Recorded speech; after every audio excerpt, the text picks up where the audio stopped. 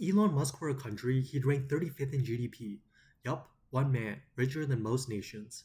But before we dive into the billionaire freak show, let's talk about the poor rich, the top 1%, the folks barely scraping by on $650,000 a year.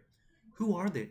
What do they do? And is it too late for you to join them? According to the IRS, if you make $650,000 plus per year, then congratulations, you're in the top 1%. So, who actually makes up this top 1%?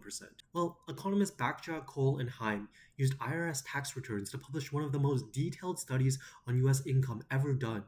The data covers a period between 1979 to 2005, before tech fully took over and finance was still king. But it gives us a clear snapshot of who is actually making money and how that mix was already starting to shift. The biggest group? Executives and managers, over 30%. Medical professionals were surprisingly high at nearly 16%, while finance was booming at 14%. But look at tech, just 4.6%. That's going to change. From 1979 to 2005, the share of top 1% earners in finance nearly doubled, from 7.7% to 13.9%. Wall Street went from greed is good to greed is multi-billion-dollar hedge funds. Think bonuses, buyouts, and enough carried interest to make your accounting cry. Since then, it's likely stayed strong, boosted by fintech, quant funds, and whatever alternative asset class is trading this week. Medical professionals peaked in 1979 at 20.4%, but dropped to 15.7% by 2005. They still earn $500,000 to $1 million in private practice, but flat reimbursements and sky-high med school debt slowed their climb. Today, probably still declining, around 12 to 14%, and that's with worse sleep.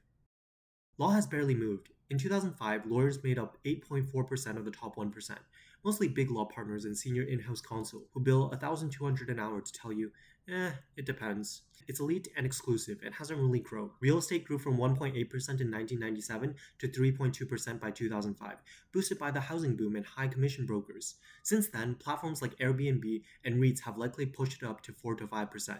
Still a small slice of the top 1%.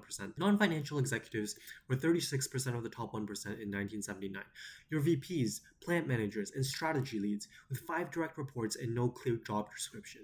By 2005, they dropped to 31%, mostly from finance growth. Today, they've likely dropped further from the tech boom, but still lead at 28 to 30%, mostly because every industry needs someone to send calendar invites.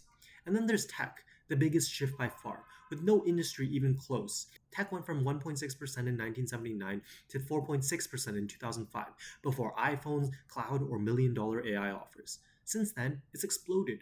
Across the US, there are about 670,000 engineers at high paying tech companies, including 400,000 at FANG and 210,000 at other large public tech companies, and around 60,000 at unicorn startups like OpenAI and Stripe.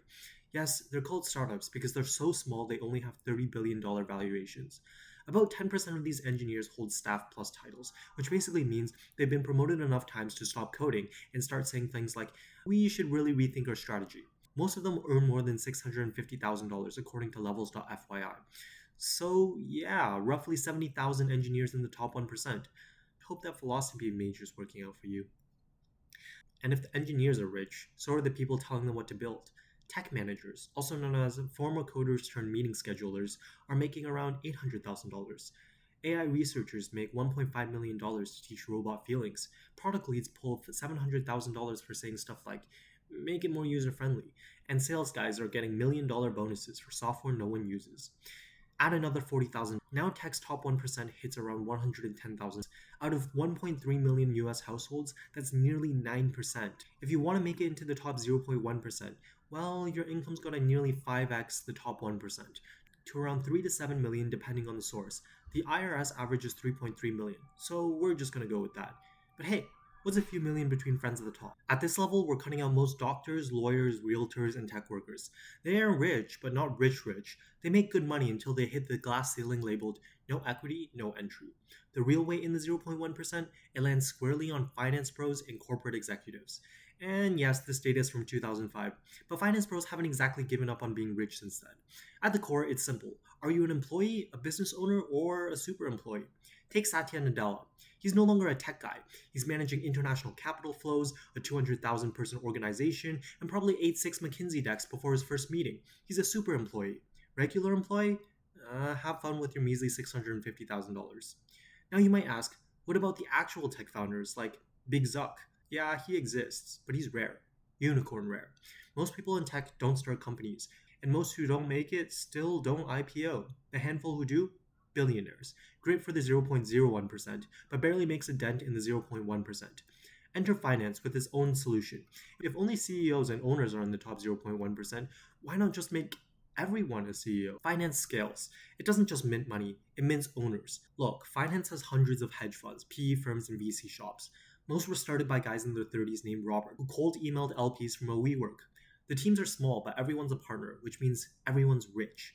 You don't need to build $1 trillion company. You just need a $200 million fund and 2% of the fees. Carry and bonuses dwarf even top tech salaries.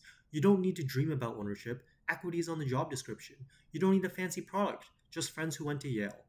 A hedge fund like Citadel or Millennium has so many $5 million plus per year earners, they probably have a VIP Slack channel just for people who own yachts. So while Elon Musk might have more wealth than a small nation, he's just one data point. Finance, it builds layers of wealth, deep, dense, and repeatable, with lots of Patagonia vests. Enter the top 500. A quick question for those who want to enter the top 500. Are you an employee, a super employee, or an owner? If you've been paying attention, you probably know what comes next. At this stage, even the super employee doesn't cut it. Owners and owners only. Don't believe me? Just look at them. Look at them. Enough said. You don't need a caption. You already know who they are. The only partial exception, entertainers. Maybe this random woman or this random guy.